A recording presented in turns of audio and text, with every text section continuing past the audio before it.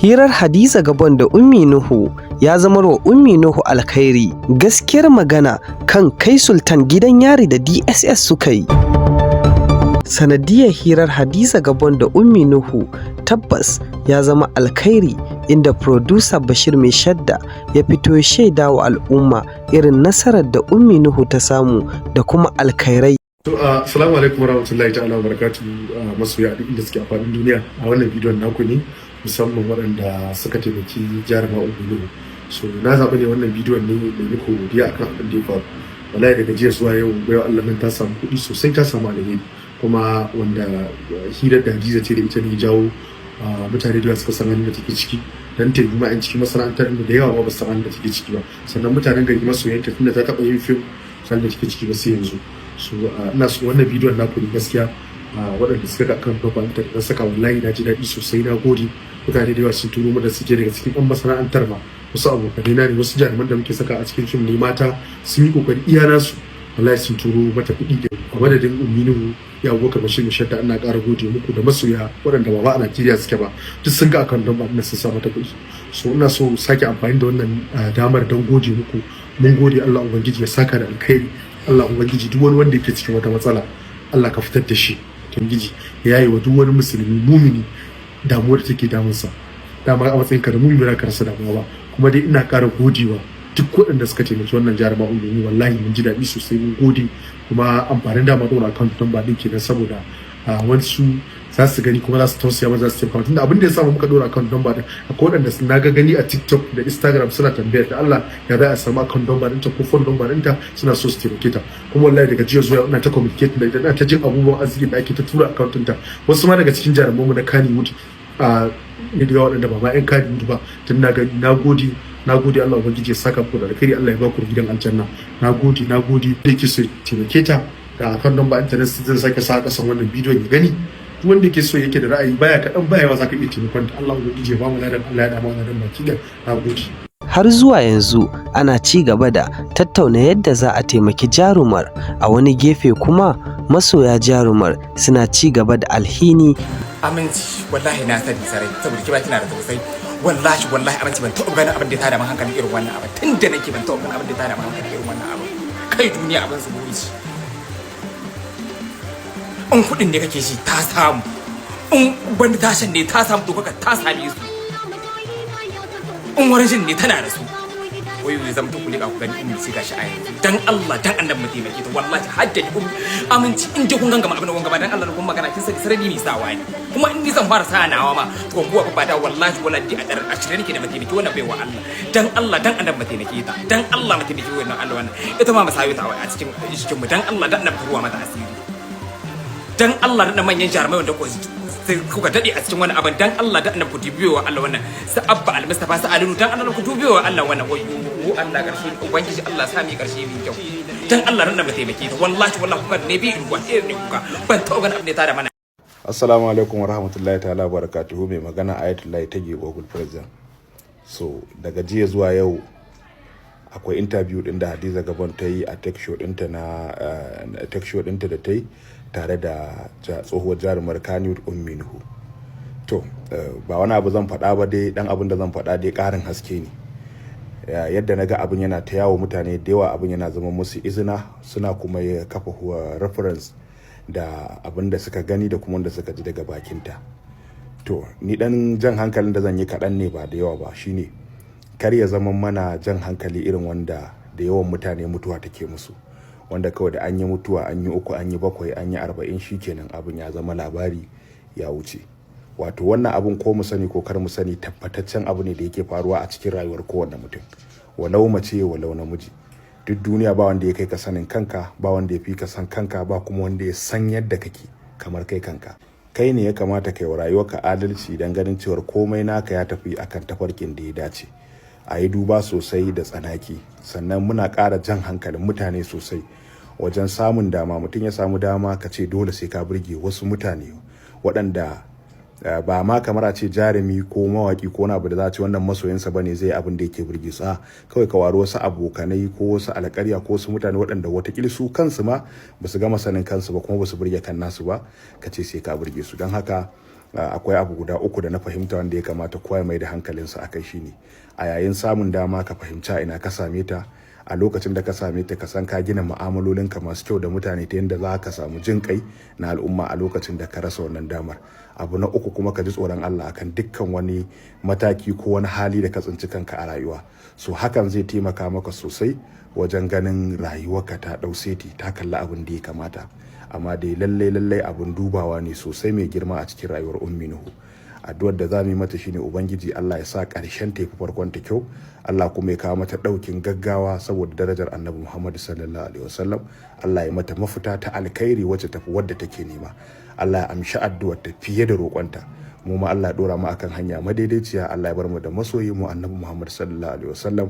Allah ka sa ƙarshen mu ya farkon mu kyau. Amin. Nagode na ku Ayatullahi TV.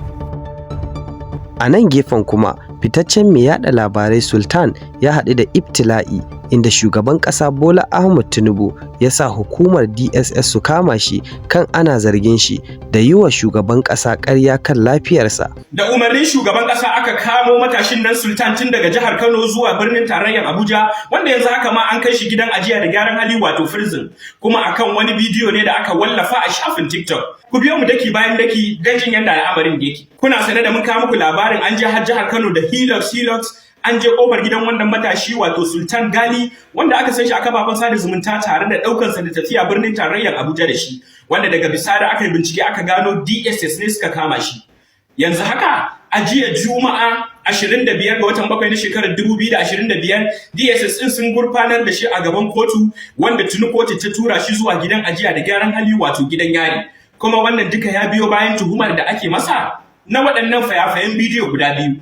Na farko bidiyon da ya yi shi ne akan shugaban ƙasa Netanyahu da ya bayyana cewar ana zargin an zuba masa guba a cikin abinci, kuma yana kwance a gadon asibiti yana ci gaba da karɓar kulawar likitoci, kamar yadda kuke gani cikin wannan faifan bidiyon da Sultan ɗin yayi, duka a cikin wannan watan na 7 na shekarar 2025, wanda kuma bayan wallafa bidiyon nasa da yayi ne sai aka samu wasu daga cikin ma'abota shafin na TikTok suka yanke gaba da bayan bidiyon nashi, suka sanya bidiyon shugaban ƙasa Bola Ahmed Tinubu wanda AI ne ya kirkiri bidiyon, suka ɗora iya kalmar da yake furta cewar yanzu haka yana kwance a gadon asibiti ya ci guba a abinci, kamar yadda idon ku yake gane muku.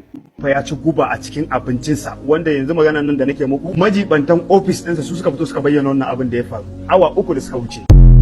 Duka akan wannan bidiyon ne aka yi tattaki bisa umarnin shugaban ƙasa har jihar Kano tare da ɗaukan Sultan har ƙofar gidansa aka wuce da shi Abuja, ya yi kwana 2 a hannunsu, yanzu haka aka mika shi kotu ta mika shi zuwa gidan ajiya da gyaran hali. A matsayin mu na 'yan jaridu, binciken mu ya tabbatar da cewar umarni ne daga shugaban ƙasa Bola Ahmed Tinubu, wanda majiya ta tabbatar mana da hakan, kan cewar ya ci zarafin shugaban ƙasa, ya tada hankalin al'ummar ƙasa, kuma yawa shugaban ƙasa ƙazafi na cewar bai da lafiya. Amma da yawa tambayar da al'umma suke, wani irin bincike jami'an hukumar ta DSS suka yi, kuma sun kama shi da laifin ko ba su kama shi ba? Yaya aka yi har ya je gidan gyaran hali, ya je prison da sauransu?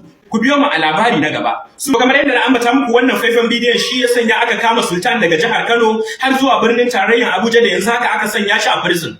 Kuma 'yan TikTok ne suka ja masa, wanda shugaban ƙasa ya yi umarni kuma aka kama shi. Ya ci guba a cikin abincinsa, wanda yanzu maganar nan da nake muku majibantan ofis ɗinsa su suka fito suka bayyana wannan abin da ya faru awa 3 da suka wuce.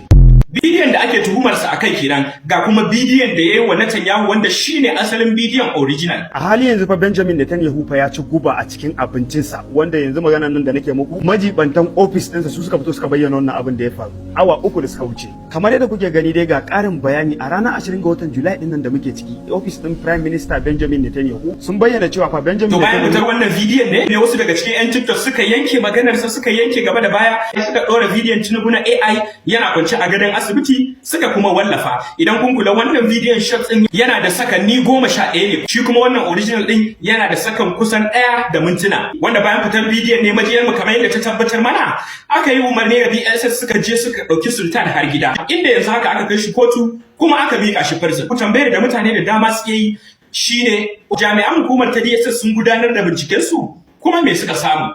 Tabbas abin da yake na zahiri mai bi ko ba su kai ga wannan gabar bane, ko kuma suna kan ci gaba da bincike. Amma fa ku tuna umarnin shugaban ƙasa Bola Ahmed Tinubu ne. Al'amarin shugaban ƙasa Bola Ahmed Tinubu ake zargin ya taɓa. Tabbacin da ake nema shine Sultan ne yayi, kuma da shugaban ƙasa yake ko ba da shi ba, inda da yawa mutane suke jefa alamar tambayar kan cewar in dai jami'an DSS za su iya tracking din wayar mutum duk inda yake su same shi, to lalle suna da masaniya akan platforms da media da kuma new media da baki daya. Don haka ya kamata a ce za su iya gane wannan short video din ba original bane, kuma ya kamata a ce za su gane ba shi ya dora ba domin ba account ɗinsa aka samu bidiyon ba, da sauran gaɓoɓi da dama da za su iya tantance gaskiyar Sultan ko kuma akasin haka. Sai dai kuma babu masaniyar ko an yi hakan ko ba a yi ba, amma dai daga ƙarshe sun mika shi kotu, kotu ta mika shi zuwa gidan ajiya da gyaran hali. Gaba ta gaba da al'umma da dama suke magana akai shine a mafi yawancin lokuta idan jami'an DSS suka kama mutum sukan je su gudanar da binciken su ne ba tare ma da bawa kowa dama ya gan shi ko ya ji magana daga gare shi ba, sai ɗaiɗaiku waɗanda Allah ya sa suna da irin wannan damar. To amma daga ƙarshe idan sun kammala bincikensu sukan tuntuɓi 'yan uwan wanda duk aka kama cewar su zo ga ɗan uwansu a nan DSS, ko dai an same shi da laifin ko ba a same shi da laifin ba. In an same shi da laifi a mika shi zuwa kotu, an sanar da 'yan uwansa za su bi shi kotu. Idan ba a same shi da laifi ba, a danka shi a hannun 'yan uwansa sun gudanar da aikinsu. Sai dai a kama Sultan da aka yi da yawa mutane suna mamaki, kamar yadda 'yan uwansu suka bayyana cewar ba a kira su zuwa DSS domin su ji ƙarshen al'amarin cewar an samu ɗan uwan nasu da laifi ko kuma ba a same shi ba, kawai sai ji suka yi an mika shi kotu. Amma guda daga cikin 'yan uwansa ya tabbatar da cewar ya sami kira daga wani mutum da ya kasa gane cewar jami'in DSS ne ko kuma lauya, kuma ya tambayi zambar kuɗi har naira 300,000 aka kuma tura masa, wanda ya bayyana cewar idan an tura za a saki Sultan. Wanda dan uwan nasa ya yi kokarin tuntubar waɗanda suke ta kokari don ganin Sultan ya yi free, amma bai same su a waya ba. Hakan ta sanya tilas ya tura wannan 300,000 ga wancan mutumin da bai tantance lauya ne ko kuma jami'in DSS bane, wanda kuma duk da ya tura kuɗin kamar yadda mutumin ya mai alƙawari cewa za a saki Sultan, ba fa a saki Sultan ba, an wuce da shi zuwa gidan ajiya da gyaran hali. To amma majiya daga bayan fage mai karfin gaske ta bayyana cewar kusan duk dalilin da yasa ba a kira 'yan uwan nasa ba da kuma dalilin da yasa waccan tantancewa da ake kokonto duka lamba ɗaya a Najeriya ake zargin faye wa laifi, wato dai shugaban ƙasa Bola Ahmed Tinubu. Don haka akwai wasu abubuwan da idan ba aikin ka bane ba za ka fahimta ba. Sunana Fahad Kabir Mai Tata.